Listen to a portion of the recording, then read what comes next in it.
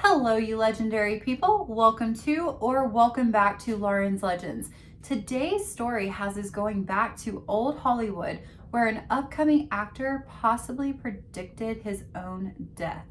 Sit back, relax, and enjoy.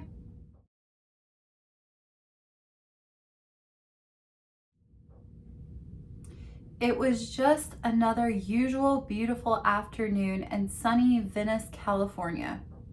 Just a little after 5 p.m. on Sunday evening, September 12, 1943, Wayne Powell was out taking his normal afternoon stroll. Then he heard the sound of screeching tires up ahead of him. He looked up in alarm to see a small sedan driving erratically and barely missing a telephone pole. Avoiding the telephone pole, the vehicle lurched to the side, jumping a curve and flying through the air 15 feet into a bean field. Wayne saw this and he ran to the vehicle as fast as he could. When he was nearing the side of the door, a man fell out of the car. The man's last words were, "Help me, please God, help me." Wayne was absolutely stunned. He could hear people around him calling 911, and when he glanced into the car, he saw that the car was completely covered in blood inside. It wasn't until the police arrived that he found out that this man in front of him was the infamous David Bacon.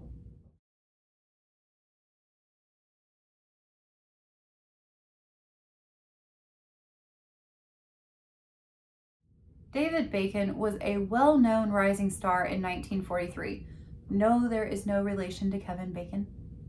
David had worked very hard, but he had not reached his level of fame that he was at until he was 29. He had had a rough go at the making it.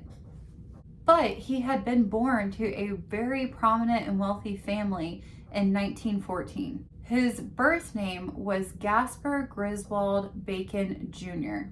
His grandfather was named Robert Bacon. His grandfather had started creating the family fortune when he was a partner with J.P. Morgan, the banking empire. But Robert had wanted a new challenge and he went into politics. Politics were a specialty of his, and he made it all the way up to the U.S. ambassador of France. Robert's son and Gaspar's father was also in politics, and he started in the Senate and made it all the way to being a governor. Gaspar's family expected him to follow in the family footsteps, and they gave him the best education they possibly could at that time. He went to Deerfield Academy for his primary schooling, and one of his best friends growing up was actually Franklin D. Roosevelt Jr. He was able to grow up playing in the halls of the White House. As he grew older, he was accepted into Harvard and graduated Harvard in 1937.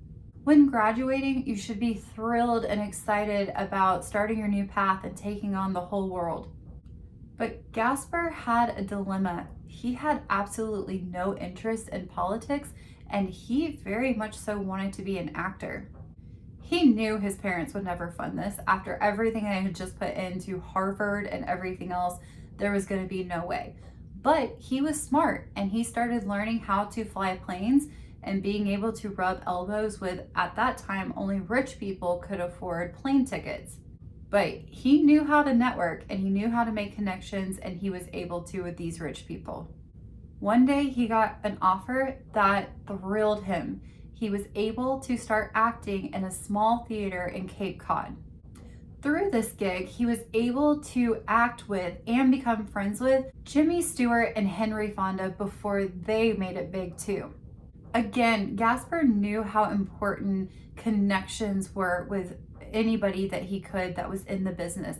And his name was starting to get out there, and it was starting to get all the way over to Hollywood.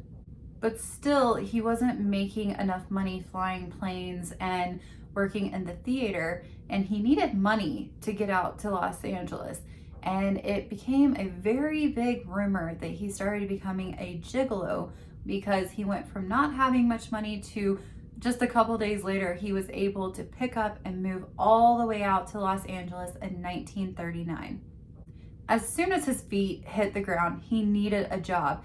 And the good thing is, with his background with flying planes, he was able to get a contract with Aviation Magnet. This is where he was able to meet Howard Hughes. Now, Howard Hughes was extremely high up in this company, and he also produced movies. Gaspar and Howard became very quick friends, and Howard was actually the one who told Gaspar, dude, you gotta change your name. Gaspar is never going to be on a billboard, and Howard was actually the one who changed Gaspar's name to David. Okay, Gaspar is now David. We following? Good. So, through Howard, David was starting to get small roles and tiny successes, and he was getting some traction and wanting to move forward to get bigger ones. But David's whole life, he had kept a very, very deep secret that was now becoming a problem and starting to plague him. The problem was David was only interested in men. And in this day and age, that was completely unacceptable, and you had no chance of being successful. And the Playboy Act could only work for so long. Around this time, he met a very sweet and pretty actress named Greta Keller. They became great friends, best friends, and one day Greta confided something to him, and that was that she was only interested in women. Greta knew as much as David knew that they could never be successful alone, and people would ask questions. So as a cover, these best friends decided to marry themselves in 1942. Right after they got married, David was actually able to start getting roles in movies. They were tiny, low-budget movies, but he had a lead role and he was in those movies. I believe there was 4 of them that he was able to be a part of. And around this time, Greta was pregnant and she was thrilled. So as this was going on, Howard started to see the success that David was having. And to help him out, he decided to loan him 2 Republic pictures. This was the break that David had been needing and wanted for so long. He finally landed the main character role in The Masked Marvel. This was such a cool role for him because the main character wore a business suit and donned an iron mask while fighting Japanese spies. But this talented, good-looking 6'2" man quickly found out that he was not the first choice, or the second choice, or the third choice. He was the 5th choice. The reason why he was the 5th is because all 4 men that had come before him had been hurt so badly on set that they could not finish filming. Many people on the set were becoming very superstitious and began theorizing that the set was cursed. David didn't care. He was the main character in a big production, and he had a pregnant wife at home. Everything was going the way it should be, and he would work on a cursed set if that was the case. On his last day at set, it had been rumored by many people who saw him that day that he was in a weird mood. Greta was having a rough pregnancy, and maybe that was worrying him, but it seemed like he was also just keeping something to himself that he really didn't tell anybody else. So a coworker that had grown pretty close to him started messing with him and said, "Is the curse messing with you?" And he nonchalantly replied, "Oh, I'll probably get hurt going home in my car tonight." Okay, don't say that. Don't ever put that out into the universe. No one needs that. Just a side note.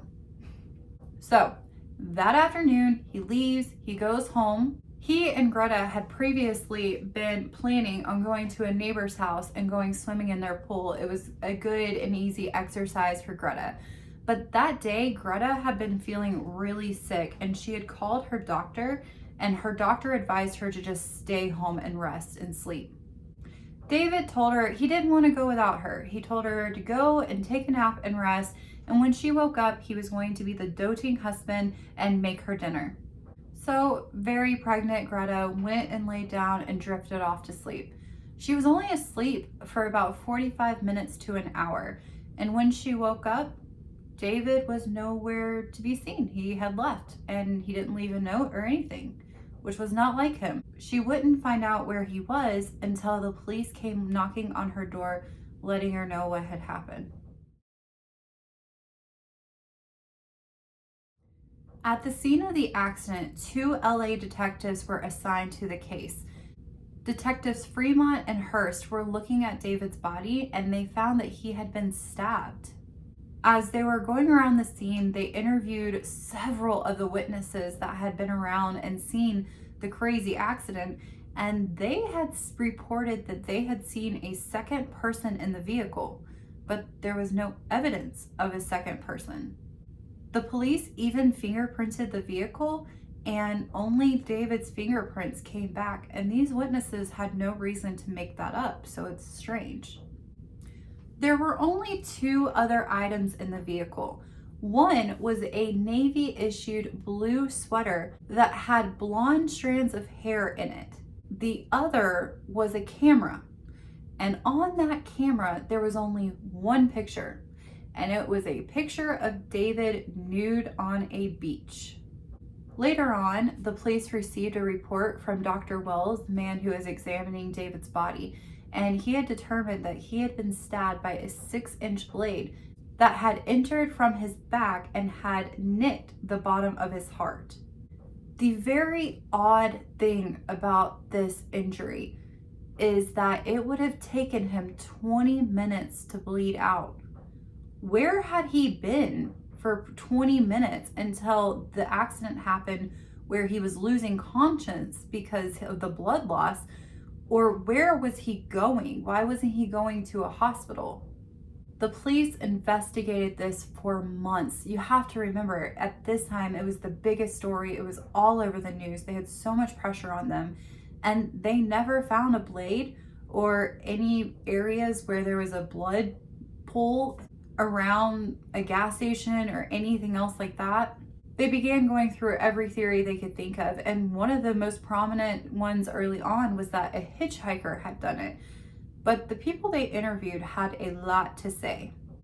Firstly, Greta believed that Howard Hughes actually had something to do with it, and that possibly the men had some kind of secret affair going on. After all, he had helped him practically jumpstart his entire career, and he was never asking him for any payment to help him make these connections and get these roles.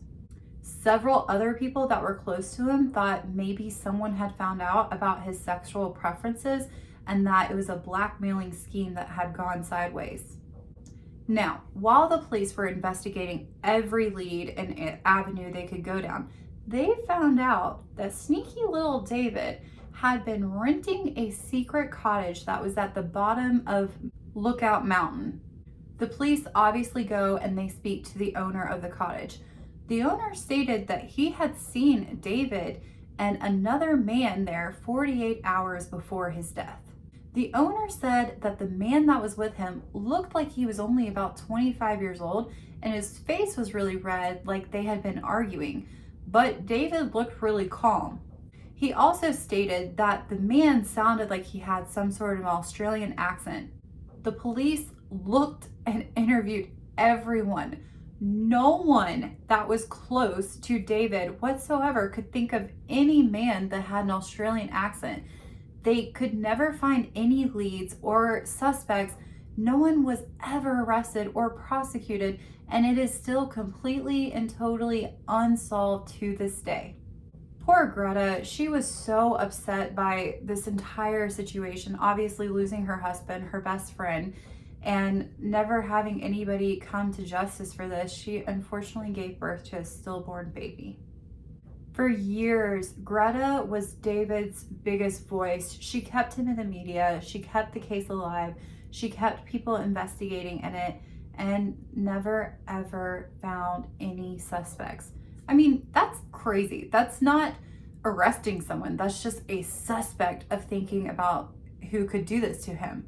And the weird thing is, another cast member was found murdered in 1948. And that is an unsolved mystery as well that had no suspects either.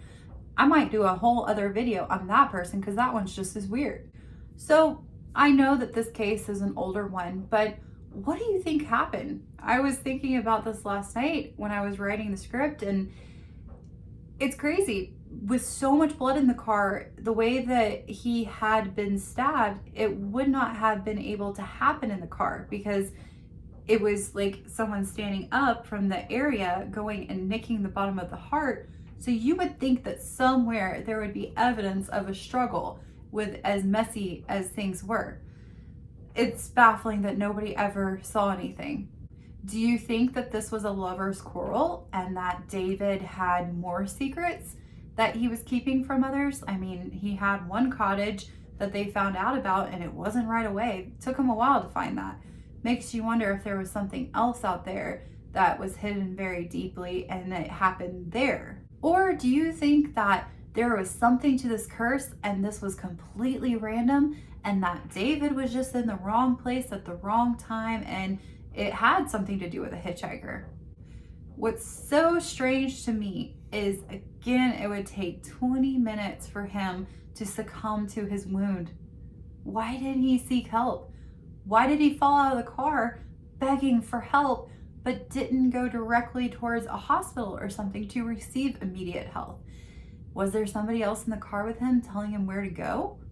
I don't know. Please let me know your thoughts, your theories in the comment section down below. Thank you, as always, so much for watching. I am loving this little legendary family that we have growing a little bit each and every time that we meet together. Have a fantastic day, and I will see you next time.